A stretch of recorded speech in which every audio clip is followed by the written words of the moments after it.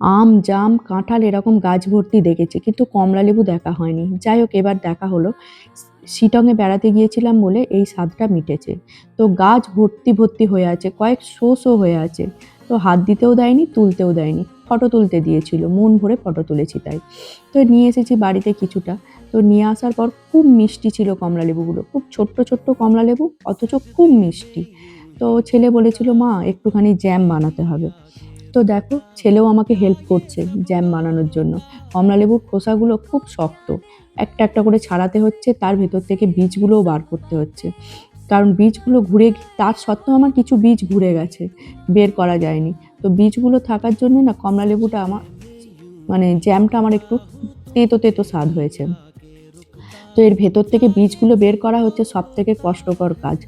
এত ছোট ছোট কোয়া, তার ভেতরে ছোট্ট ছোট্ট বীজ। তো কমলালেবুর খোসাও ছাড়ানো হয়ে গেছে, বীজও বের করা হয়ে গেছে, এবার মিক্সিতে ঘুরিয়ে নিতে হবে, ঘুরিয়ে তাকে আবার ছাঁকতে হবে।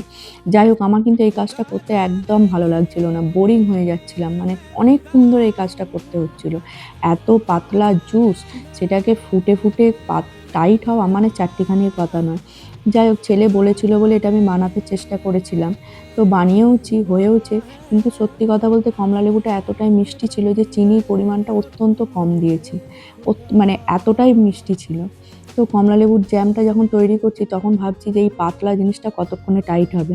তো যথারীতি খুব আস্তে আস্তে কম গ্যাসে করতে হবে, নাহলে গাগুলো পুড়ে যাচ্ছে। খুব আস্তে আস্তে ধীরে ধীরে করার পর দেখলাম টাইট হয়েছে যথারীতি। তারপরে 2 চামচের মতো পাতিলেবুর রস আর অল্প একটু নুন দিয়েছিলাম, সেটা স্কিপ হয়ে গেছে, দেখানো হয়নি। অল্প নুন দিয়ে জ্যামটা রেডি হয়ে গেছে।